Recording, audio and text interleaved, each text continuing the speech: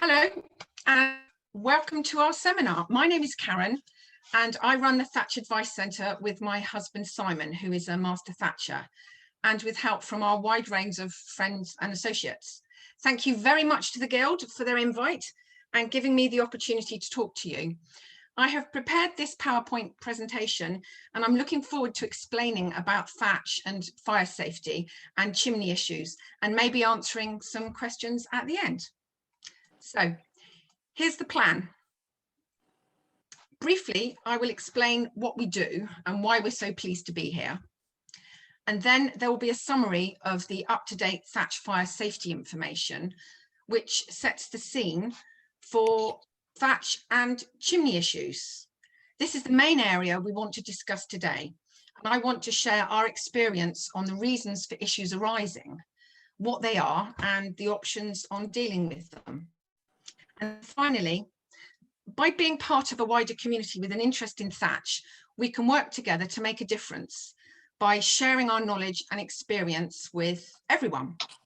If we give you information today, which you can use or share, and then that helps reduce the fire risk to a thatch property, or it deals with an issue which is causing problems, for example, with insurance, then we're all winning. So thank you for being here. It shows we have common ground and a link to thatch. I think this presentation is a bit of a story which begins with the problems and ends with some solutions. So let's get started. What the Thatch Advice Centre does. We started with a website of free and useful information on all things thatch over 10 years ago now. We help people with their thatch problems and queries with information on our website or via email or phone, so that they can make informed decisions on what they do with their thatch properties. There was a need for independent and up-to-date thatch advice without selling anything. Previously, people had started to pick our brains for free and then charge others for that advice. So that's why we decided to put it on the internet for everyone. The Thatch Advice Centre is a thatching resource with information and input from our large network of specialist contacts. The website has many relevant pages and documents and articles, and we regularly update it. People are even starting to mimic us, so we must be doing something right. But little did we know how busy we'd become. The Thatch Directory is a new bespoke website which is designed so our thatch specialist associates can be quickly and easily found. They offer help and expertise with many thatch situations, from insurance to thatchers or pest controllers. And of course, don't forget the chimney experts and plenty more. The directory saves us time as visitors can find relevant specialists and contact details themselves. All of our associates are referenced and proven to have knowledge and experience with thatch. We're always happy to welcome new associates to join us on our thatch community as well. Our associates and contacts have built up over the years to form an extensive network with a wide knowledge and experience, and their assistance in making the Thatch Advice Centre work is hugely appreciated. We offer assistance from new build to listed, maintenance to fire safety, and our contacts include master thatchers, Historic England, fire services, forensic investigators, sweeps, and many, many more. And our aim is to promote thatch into the 21st century and to communicate with everyone who has an interest, knowledge, or expertise in it. We also have a flourishing social media presence. We do Facebook, Twitter, Instagram, and Pinterest. It's a great way of reaching a wider audience, sharing news and promoting our fire safety information. For example, our Test It Tuesdays have an organic post reach of around 8 to 10,000 every week. So why not join us by liking and sharing a very important message? Our twice yearly free newsletter is emailed out to over I think we've got nearer 6,000 subscribers now. And afterwards, that newsletter is added to the website. Anyway, you can sign up via the website, social media, or just email us. Sorry, I've got a pony eating the windowsill, go away. We currently get around 50 inquiries a month And more people are joining us and contributing with useful pictures and information for articles, all of which is really appreciated and makes us a truly growing Thatch community of which we are very proud. Our passion for Thatch goes from the old, the new, and everything and anything in between, and we want to support its best use and best care for now and into the future. We help via our websites, phone, email, social media, visits, seminars, and now our first webinar. This is a Thatch property with a wonderful chimney, which really makes us smile. We have good relationships with many of the fire and rescue services and thank them for contributions, even if these pictures are situations which we're working really hard to avoid. So now a bit of background information and the facts on the main proven causes of thatch fire. It started with the forensic investigators Burgoyne's looking into 148 actual thatch fires. Their evidence made perfect sense to those of us who understood thatch. It showed what we and many others had been saying for years, that the majority of thatch fires were caused by ejected embers or chimney fires. The data collected since 2016 has interestingly shown very similar results, so no adjustments to advice was needed. And these results then led to the next slide. The Fire Protection Association, FPA, being commissioned by the NFU Mutual insurers and Historic England to do research into fires in thatch properties with wood burning stoves. This important and relevant research was finalised in 2018 and gave us information into wood burner design, wood burner operation, heat outputs, ember creation, along with other very useful tests. Both this research and the Burgoyne's Forensic Investigation Report are available on the resources section of our website. And the results from these two documents have given much clearer and proven evidence on the causes of thatch fires.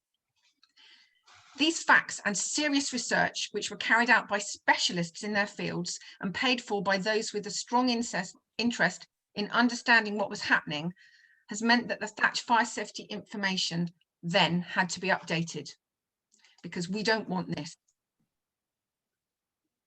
This one here was probably listed, judging by the oak split battens and the not so straight ridge board at the top. Okay, down to the nitty-gritty and the proven facts. The main causes of thatch fires are now attributed to ejected embers or burning brands, chimney fires, and there is a correlation between increased risk from wood burners with low chimneys and lined flues and dry cold weather. Hot gases and embers through a breach in a chimney or due to a damaged chimney integrity or pointing, and electrical faults. And the old heat transfer theory was unproven. They could not prove the old heat transfer theory by conduction through solid brickwork. And this was, we think, from 1997. Do you remember the old picture which looks like an aeroplane? The research proved it was time to move away from this and onto the facts. But unfortunately, this heat transfer idea had permeated into the building regulations, insurance requirements, the fire services, thatchers, heat ass information, chimney sweeps, homeowners. Heat transfer theory by conduction was referred to in the FPA report as unrepresentative of reality. The research said here, and I quote, "Moreover, the external surface of the bricks, that is the surface that would be in contact with the thatch, never reached more than 80 degrees C, regardless of whether the wood burner was operated with or without a flue liner. This is well below the temperature required to ignite thatch. Thatch ignites at about 200 degrees. The use of insulated flues should have designed out the problem of heat transfer and as such reduced the thatch fire numbers, but it didn't. Now we know it's because the main cause is not that, but ejected embers and chimney fires. So we can move forward with the changes and work with those facts. But the trouble is, change takes time. We want to stop this. This was a cottage which was thatched in water reed, where CAFs, the compressed air foam, the white foamy stuff, has been used, and the fire services are stripping off a fire break and trying to save it. So what is happening now? There are a few situations which we need to understand. Some say fire and thatch don't mix, but isn't that just avoiding what's happening in the real world? Because people still want to heat their homes with fire.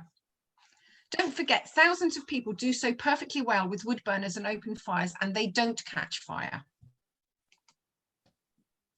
Statistically, thatch is not more likely to catch a light, but when it does, it's harder to put out because it's designed to shed water. Did you know that the national statistics collected are for fires in thatch properties? And so they can include, for instance, a tumble dryer fire, which has got nothing to do with a thatch roof. It is misleading indeed. We will keep you updated on the number of actual fires involving thatch roofs when we can. Thatched fires get a lot of negative publicity, which adds to the concerns. And with these inflated statistics, it can increase on the scaremongering too. Thatch fires are a great cost to both the fire services and in terms of loss of property. The loss of our heritage thatch is irreplaceable. With improved and new evidence, it's all about understanding and mitigating the risks. It's like driving a car. You wear a seatbelt, you have good tyres and working lights, and you take it easy on the wet corners. You understand and reduce the risks. Our up-to-date Thatch Fire Safety leaflet includes a summary of all this previous information discussed previously, and as well as advice on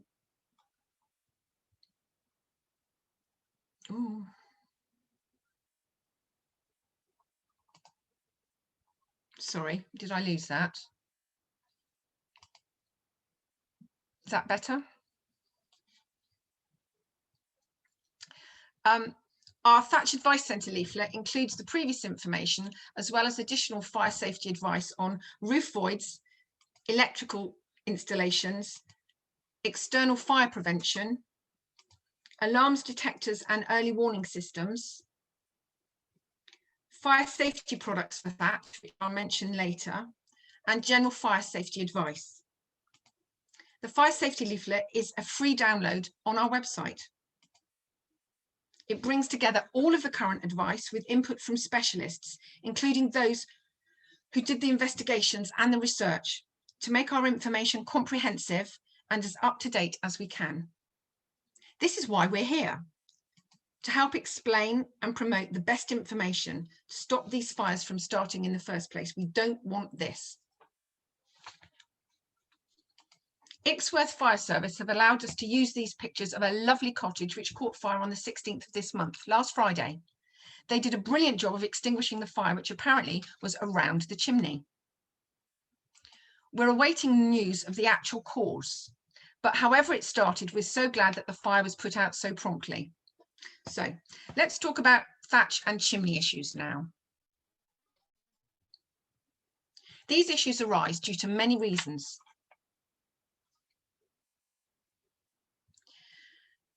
And these include building regulations. Sadly, I don't have time to go into these in big detail, but the main ones affecting thatch are Approved Document B, the Dorset model, and Approved Document J. Approved Document B is the section B4 on resisting fire spread over roof coverings. This is for buildings within 12 metres of the boundary.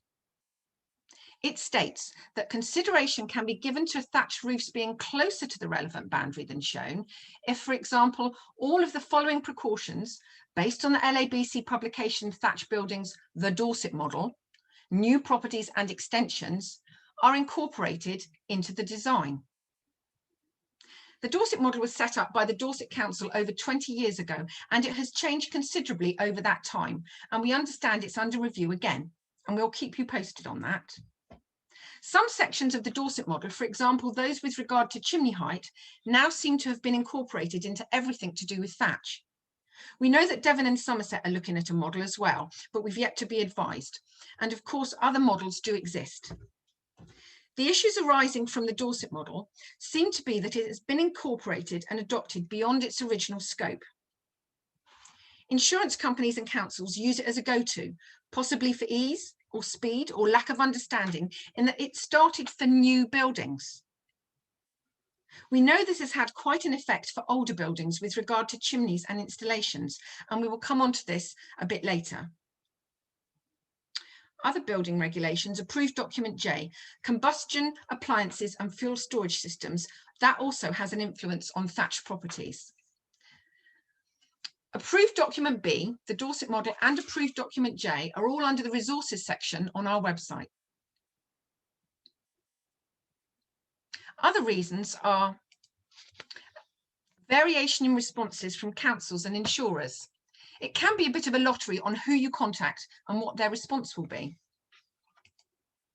Trying to get the safest solution and tick all the regulation and in requirement boxes. Things are not always just about getting things approved. Sometimes it's also about doing the best you can to minimise the risks. Conflicting advice. Often there is advice given by those whose information may be out of date, not fully up to date, or those who are up to date. But it leads to confusion, especially when there are so many factors which create issues with regard to thatch and chimneys.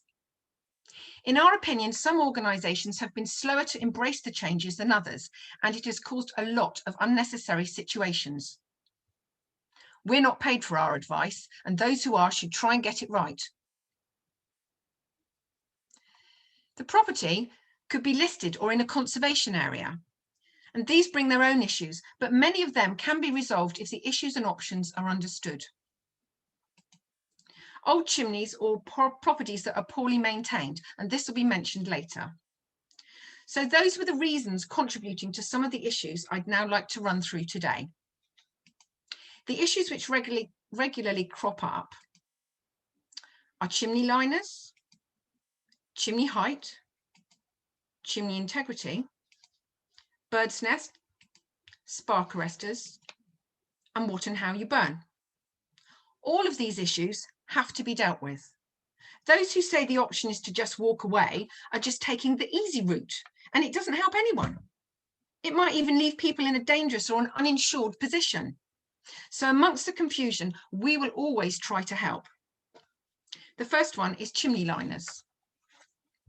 They're one of the main things we're contacted about. Building regulations state that the new installations of solid fuel appliances in thatch must have an insulated lined flue. And so now do most insurers. Here's a picture of some. If the main cause of the thatch fires was heat transfer by conduction, then the insulated lined flue installations should have removed this issue. So why were there still so many fires? This question got everyone into the position we're in now of having this real proof and understanding of the problems caused by sparks and embers. However, the benefits of the insulated liners may well be found in old chimneys, where the integrity may be compromised.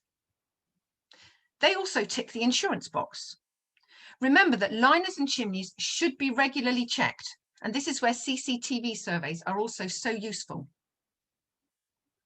Also, please remember that insulated liners will keep flue gases hotter for longer, which, if you have a wood burner, which gives out more heat than an open fire, it means that not only are the gases travelling faster, they're also more likely to keep a burning ember alight. And this is a fire risk. So please read our fire safety leaflet, and please keep listening, as I will recommend other sensible precautions that you can take. The next thing I want to discuss is chimney height.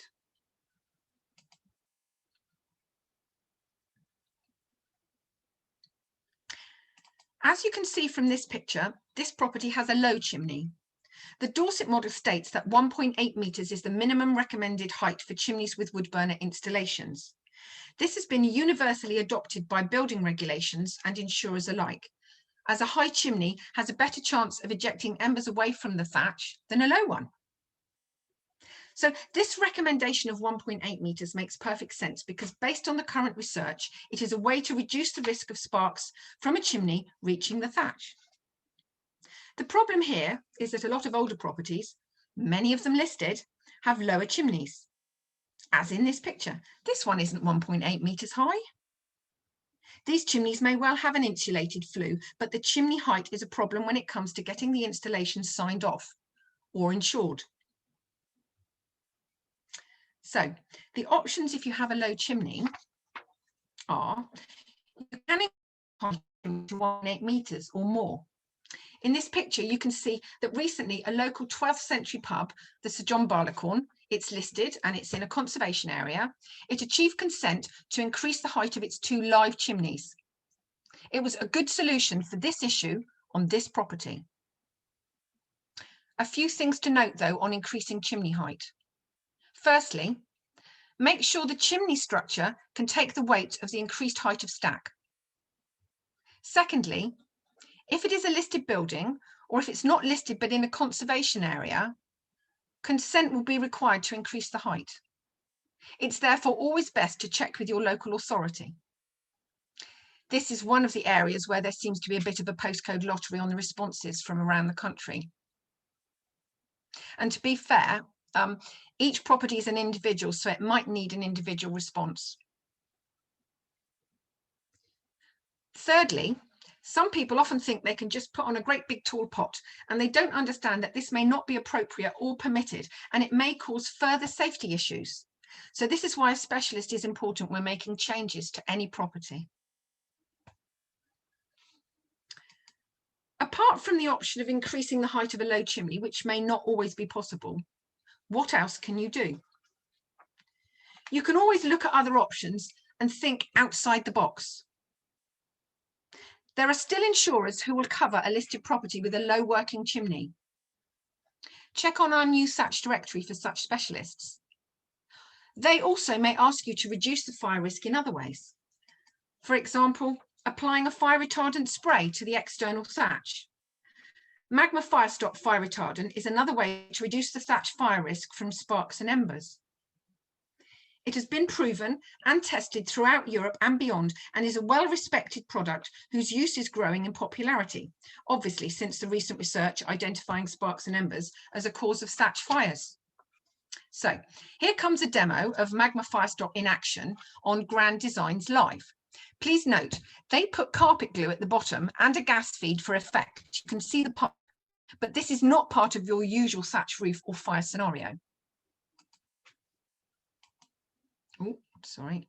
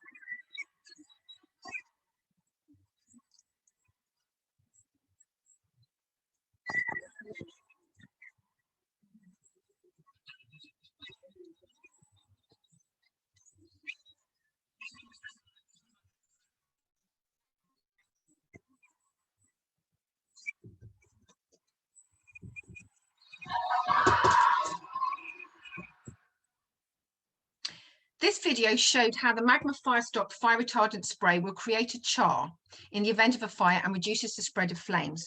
All things which help in the prevention of thatch fire have a place, and Magma Firestop is often requested by insurance companies for those with wood burners or even with open fires.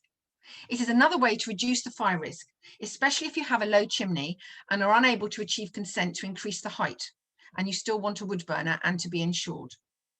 And reducing the risk can sometimes reduce the insurance premiums as well. Magma Fire Stop in the UK is applied by approved sprayers, and treatment certificates are supplied for peace of mind and insurance purposes. That's about it for chimney height, and now on to chimney integrity, which you've already seen the picture. The research showed that heat transfer by conduction theory through solid brickwork was unrepresentative of reality. We've so moved on from that, but look at this picture. The transfer of hot flue gases or sparks through damaged brickwork by convection can be a risk. If we look at it more closely, you can see the soot deposits and evidence of heat, but luckily there'd been no stray spark or chimney fire to cause a real problem. It was an accident waiting to happen. Apparently, the chimney was lined with a flexible steel liner attached to a stove.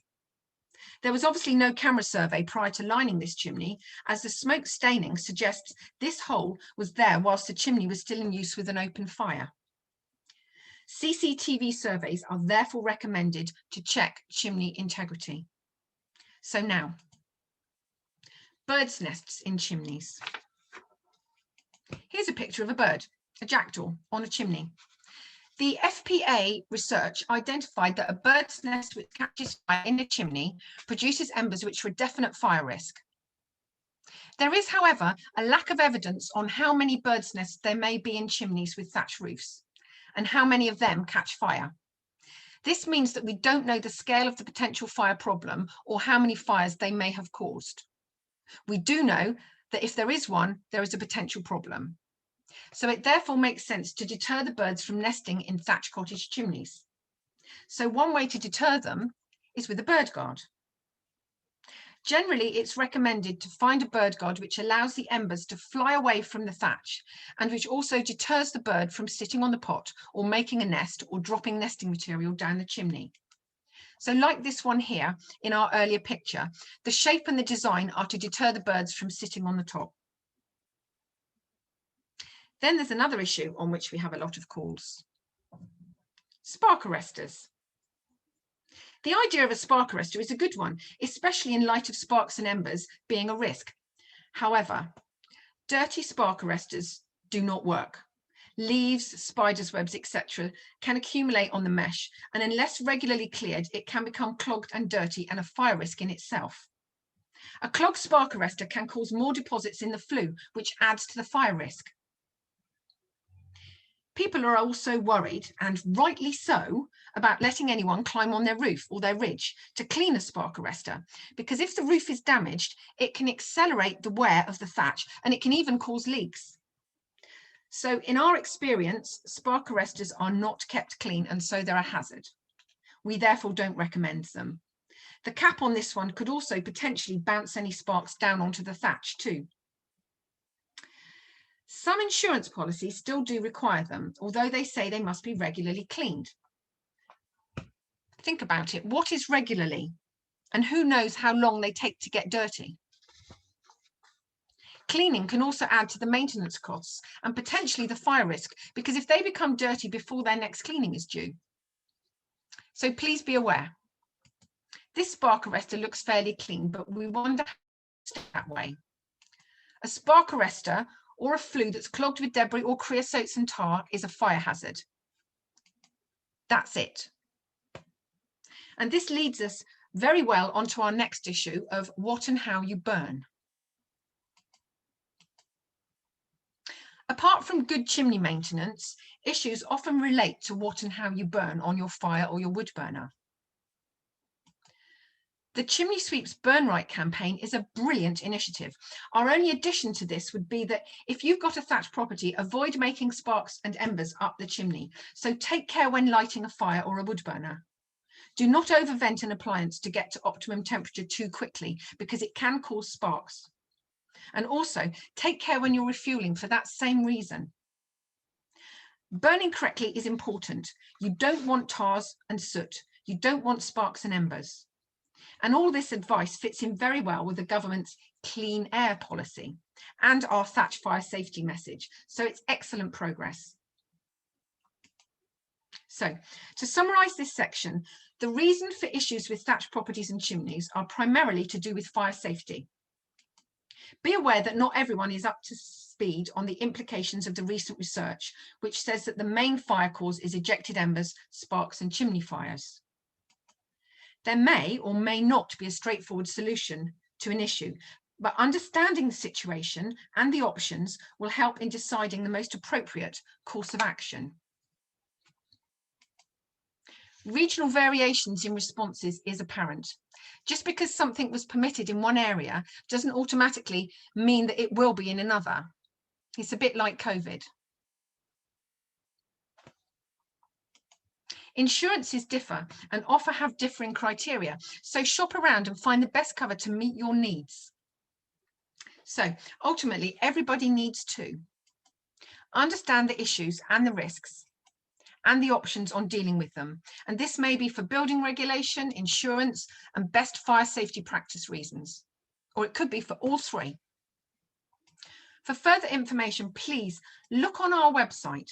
We have pages of resources, documents, and articles to help. Read our fire safety leaflet or get in touch. We're happy to help. If we don't know the answer, we probably know somebody who does. So how can we work together to make a difference? We want to share our knowledge and understanding to make a difference.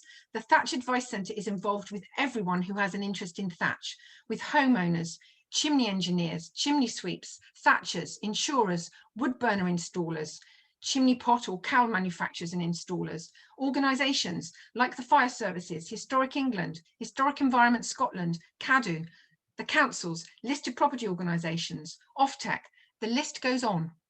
It's amazing how far and wide our contacts with thatch roofs go.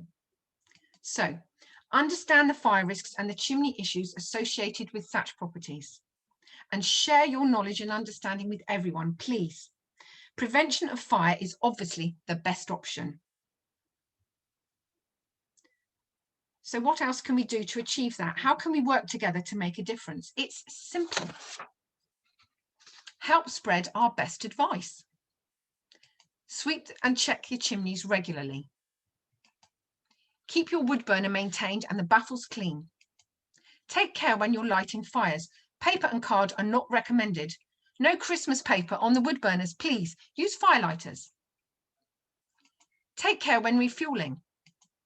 Burn seasoned hardwood or kiln-dried wood at maximum moisture 20%. And don't forget, it has to be stored right too. What else? Run your wood burner per manufacturer's instructions and avoid aggressive burning or anything which might produce sparks or embers or deposits in your chimney. Keep an eye on your stove temperature.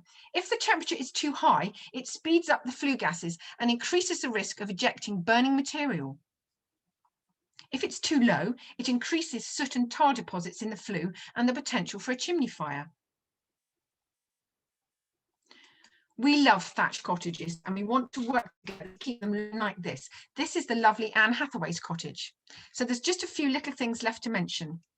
Remember, be aware of chimney height. The greater it is, the higher the dispersal of any embers away from the thatch. Regularly inspect the chimney and the liner. CCTV will identify any areas of concern as well.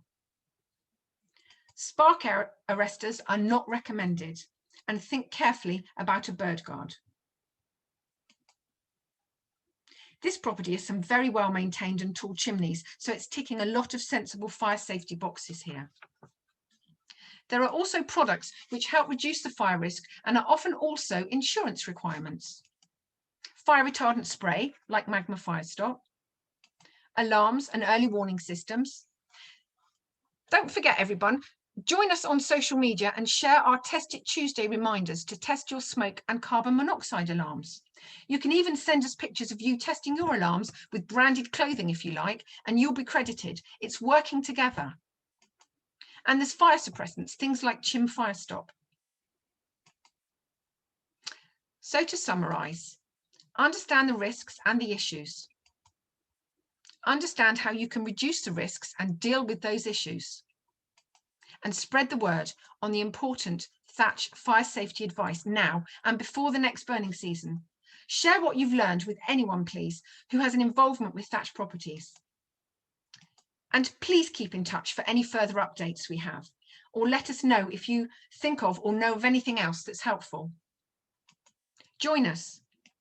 You can subscribe to our twice yearly newsletter. You can sign up via our website or social media.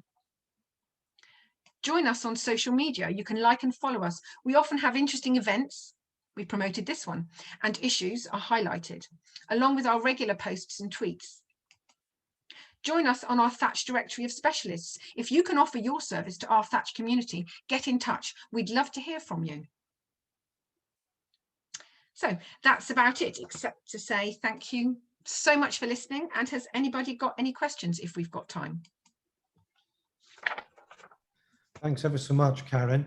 Could I just point out that to everybody that they move their cursor on the screen or touch a screen, and in the bottom of the icons down the middle, you'll find a chat box. So pop any questions you have into that just now. We do have one. Stephen is asking, whilst you're here now, could you please explain a little further in brief what the Dorset model actually is?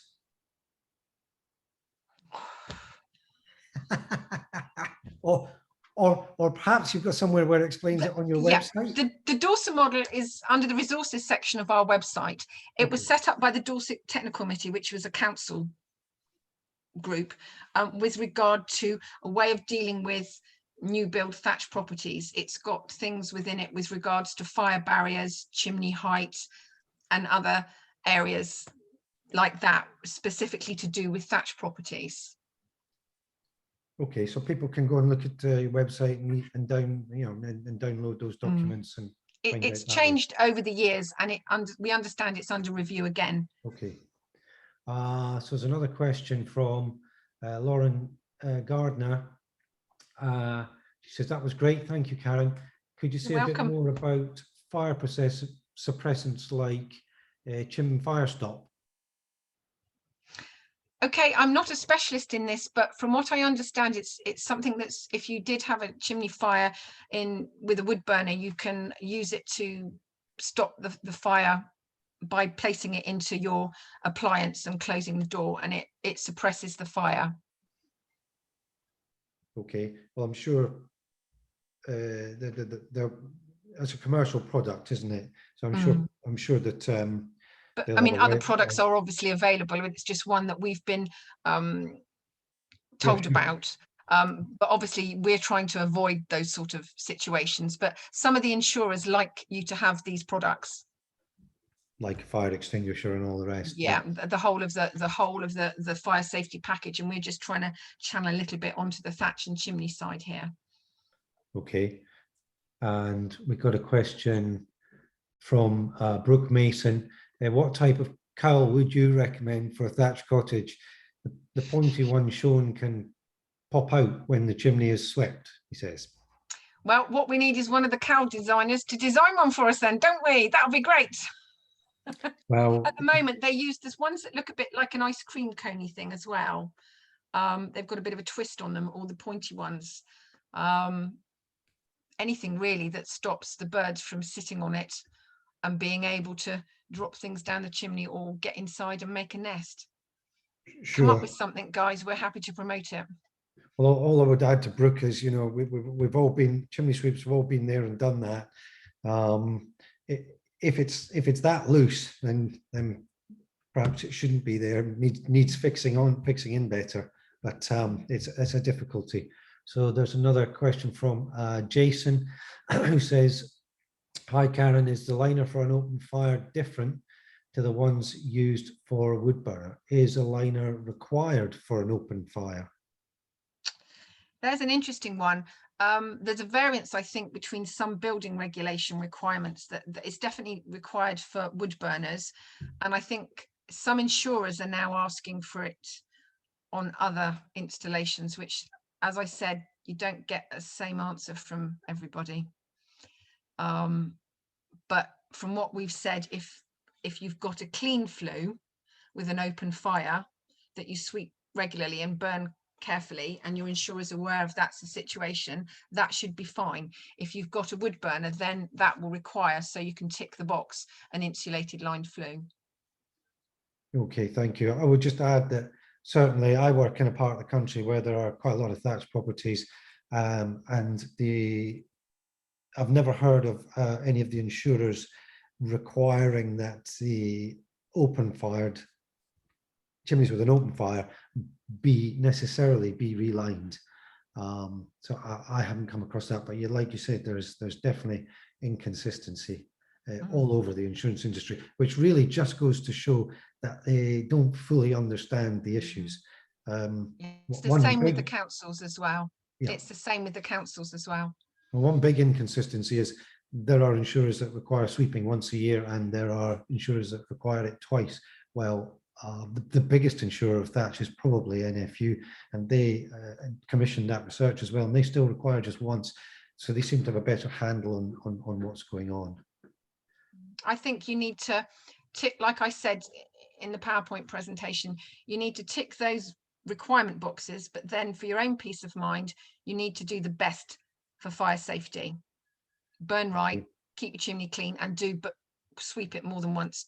After Christmas is a known risk time, sort of January, February time. If you get a cold snap, that's a risk time for thatch fires. You get a dry spell. We have links with the Burgoynes of forensic investigators, and quite often we have a chat that time of year on any thatch fires that have occurred, and it seems to be a common denominator. Okay, yeah, lovely. Well, we're going to have to wrap up in a second. Thank you, everybody. Thanks ever so much.